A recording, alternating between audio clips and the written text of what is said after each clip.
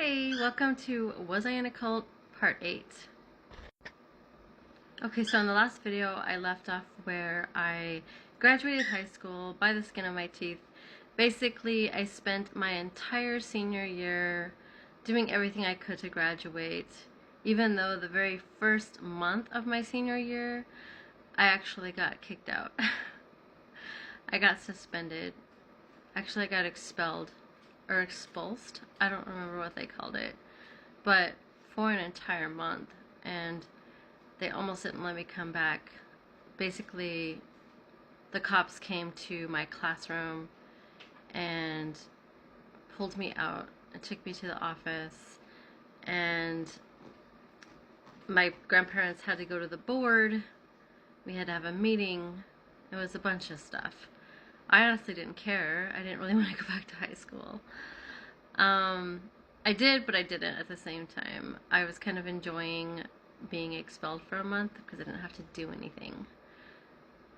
But somewhere along the line of all that, I decided to get this determination within me to graduate. And I don't know where it came from, other than the fact that because my grandparents said that I wasn't probably going to graduate, or they told me that I was not going to graduate, and they told family members that they didn't think I was going to graduate, and family members all talked amongst each other, thinking that I was just a lost cause, basically. I think that's the motivation I needed to put myself in a place where I decided no matter what, I was going to graduate. I don't know how, but I remember the time when my school, like the school counselor, called me in and said basically, you're not going to graduate, you don't have enough credits, there's no way you can get enough credits. And I'm like, there has to be a way, like, I'll do whatever it takes. And she's like, literally the only way you could is just basically be in school all day for the rest of the year. And I'm like, if that's what it takes, that I'll do it. And I somehow, being the most uncommitted person possible to any type of education, somehow I applied myself, and I went to like zero period in the morning all the way up to going after school to ROP class from like 3 o'clock to 5 o'clock, and then coming home really quick for dinner, and then turning around and going back to school from 7 to 10 for night school. And that was my life for the rest of the year of my senior year. And it was kind of like also a wake-up call the time that I got in trouble and got expelled, because I really started to look at my life and think about my choices and how my choices were affecting my future. And there was a piece of me, like a very small piece of me, that wanted to change. There's another part of me that was like seriously being destructive, but there was still that piece inside of me that kind of wanted to change. And what would happen is during those times, I would revert back in my mind to the things I heard in church, and to the things that people would say. And sometimes I would contact them actually, and just talk about life. And I think that at some point in time there was like, some sort of positive influence there. So I basically thought I kind of needed to change my life. And so that was always in the back of my mind, basically, especially when I made decisions that were poor choices later on. Like, I always kind of thought back to what I had heard about God and about giving my life over to God and stuff like that. So there's that.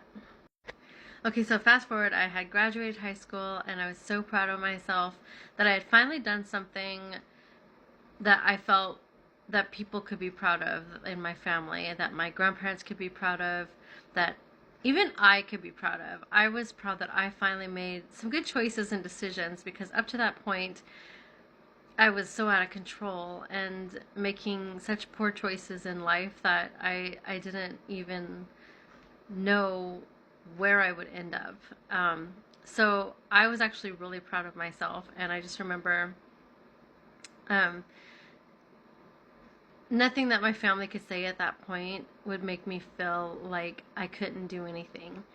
I know that a lot of people think that you need to have the support of your family in order to accomplish things, and that a lot of times people go down a destructive path because their family doesn't support them. But that lack of support that I had was a motivating factor in how I progressed. Okay, so because the expectations of me graduating high school were so low, there was literally zero expectation of me attending college in any sense of the word.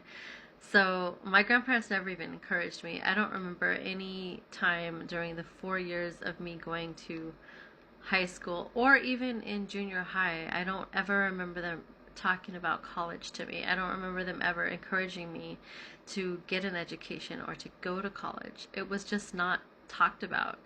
And they looked at other family members as though they thought they were better than them because they went to college. And so they actually were kind of sort of against it, I want to say, because I feel like because they didn't go to college, they didn't think that it was necessary that I go to college, because if they could build a life, you know, without going to college and stuff like that, and they could be successful as they ended up being, then why would they value it or even think that I should go?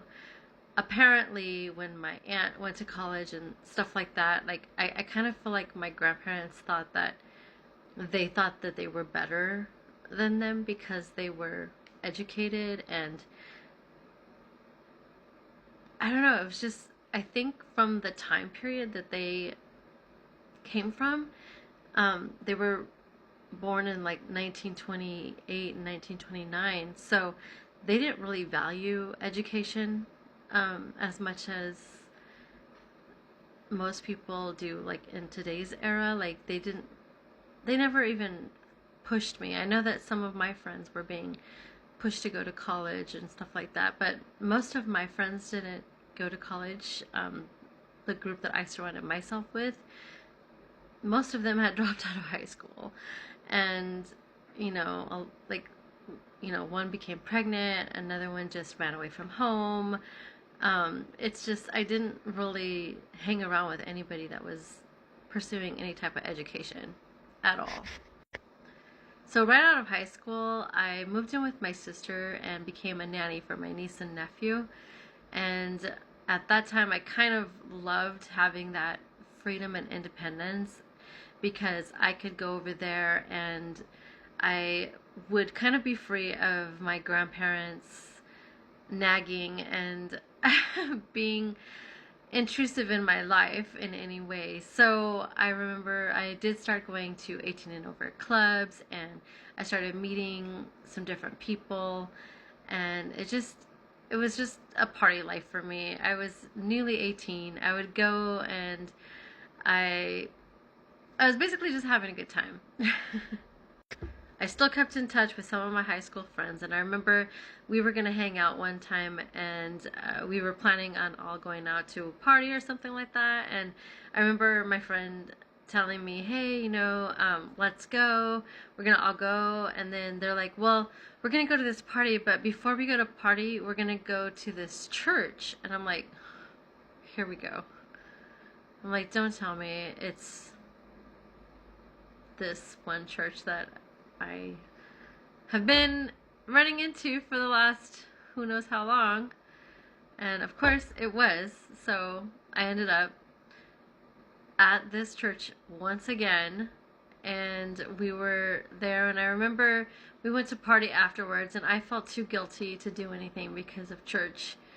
So needless to say, I did not end up going to college. I instead went to church. And that's where the real indoctrination started coming along.